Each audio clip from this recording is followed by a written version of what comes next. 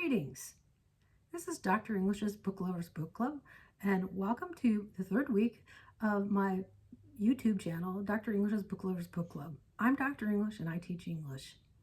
Last week I reviewed The Coldest Girl in Cold Town by Holly Black, and I mentioned that I was looking forward to reviewing The Hunger Games by Suzanne Collins. It's a book I hadn't read in a while, and it was very exciting for me to revisit a classic that I read many years ago, along with my, well, at that time, adolescent daughter. This was the third runner-up in my classroom survey of which book I should do first for my new YouTube channel.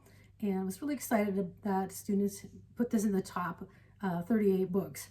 As someone who has been a long-time lover of a dystopian novel, back in my day in the 90s, or early 90s, I should add, I was privileged to be in a class called 20th Century Issues, and with my lovely professor, Dr. Tony McCran, who, God rest his soul, really was the first year he taught there, and he took that class, and or he actually taught that class in lieu of the teacher that left.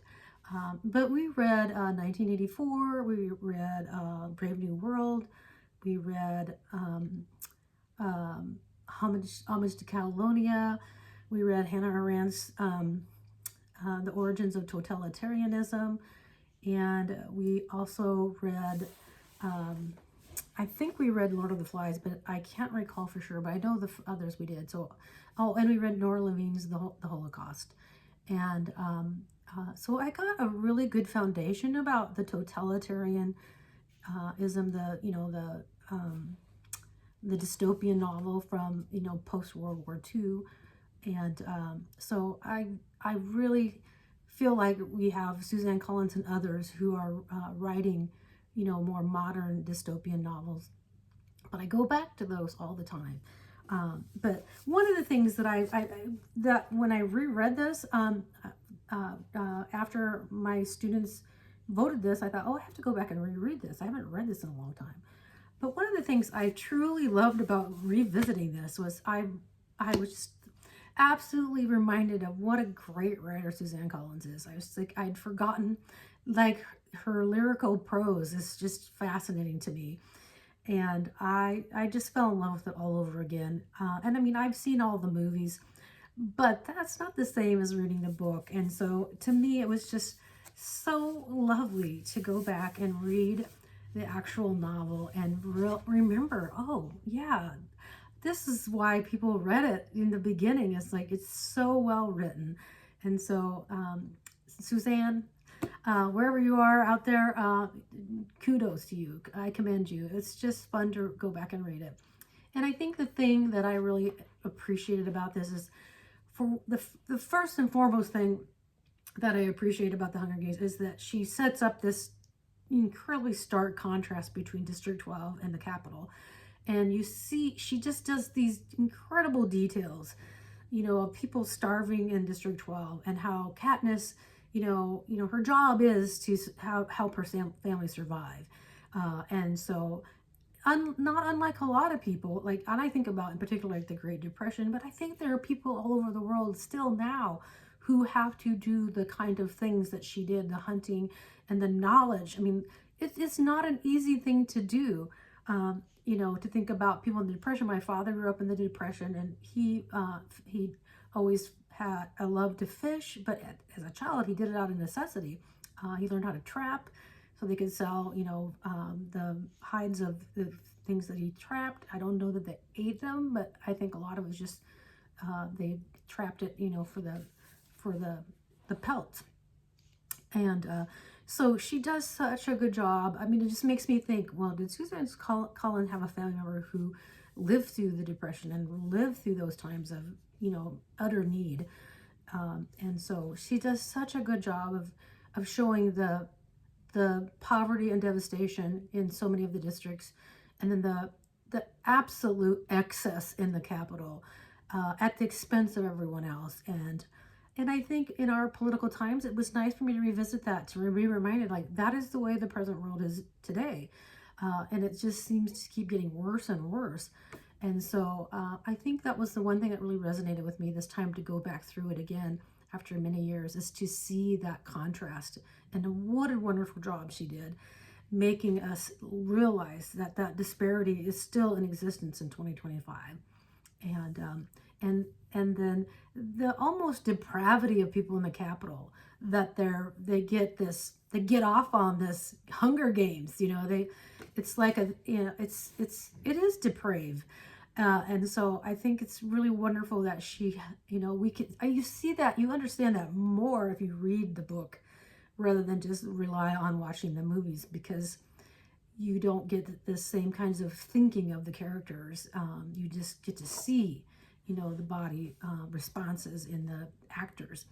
And so to read it, you understand more fully, like, to me, the amount of depravity, but also the amount of courage that Katniss has, that Peeta has, that Rue has. And then I think about, like, and I know there are probably many of you who have already read this or you've seen the movie. And I thought long and hard about what passage I would read. And I chose not to read the one that every time I've read it, or if I watch a movie, I sob. Like, I mean, it's just like I have to have a Kleenex at hand. So she has a real beautiful talent in eliciting that kind of emotion from her readers. Like, you become part of the story. And the best writers do that, is they just bring you into their world and you feel everything that the characters feel.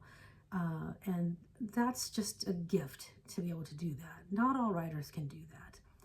And with that being said, I'm going to read a passage that I chose that doesn't give you spoilers, but it does have a little bit of foreshadowing in it. And I love that about, she's very good at that too, but she does it so subtly. But the person who's a big reader will catch it. Music, I say, in our world, I rank music somewhere between hair ribbons and rainbows in terms of usefulness. At least a rainbow gives you a tip about the weather. You have a lot of time for that? We sing at home, at work too. That's why I love your pen, she says, pointing to the mockingjay that I've again forgotten about.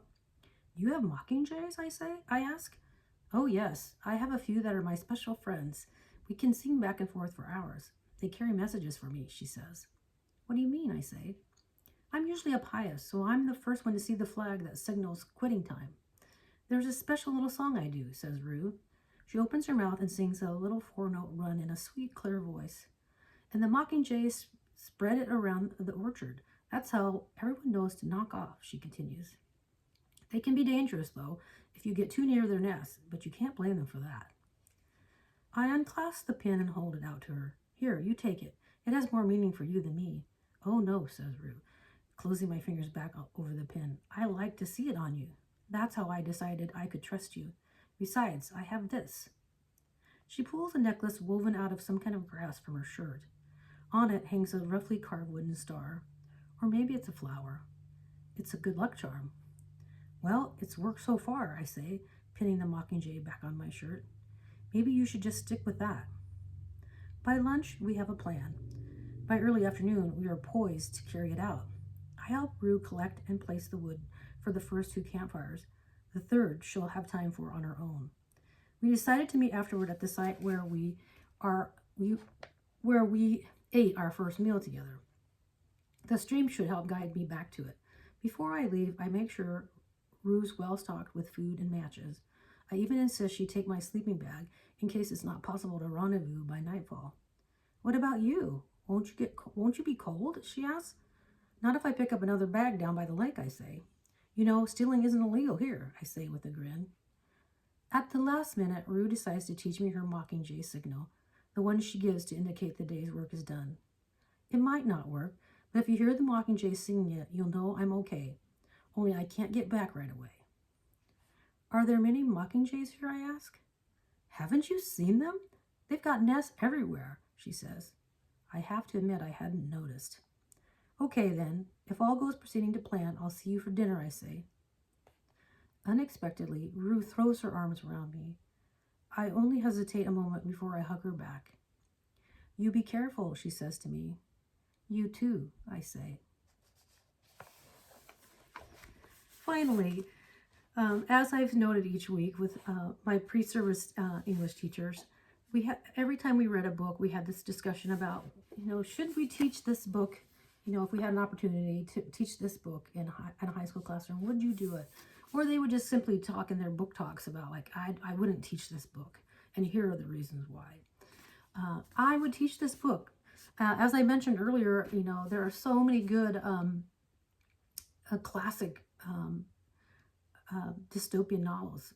You could teach this as a companion, to help students understand some of the maybe I don't think it's archaic, but it's language or the context of the older books, so they would have a better chance to understand like the comparisons. You could do a comparison and to see how how are they futuristic for our time, and how is it futuristic for 1984 or Brave New World. So you could do this as a companion, and so I would definitely, and you could teach this alone. I mean, it's just so well written. So my thoughts are, yeah, you could do it as a supplemental book, or have it on your bookshelf. But I really think there's, so much that you could use in conjunction with a classic text to show the differences, and for students to understand like the trends of totalitarianism, so they could see that. So thank you for joining me today. Next week, I'm going to be reviewing The Outsiders by S.E. Hinton, and that is one of the books that I use for a whole class book. And as Suzanne Collins' The Hunger Games, it was wonderful to revisit S.E. Hinton's The Outsiders, and I'll talk a little bit more about the history of that as the first young adult novel next week. Thank you for joining me. Bye.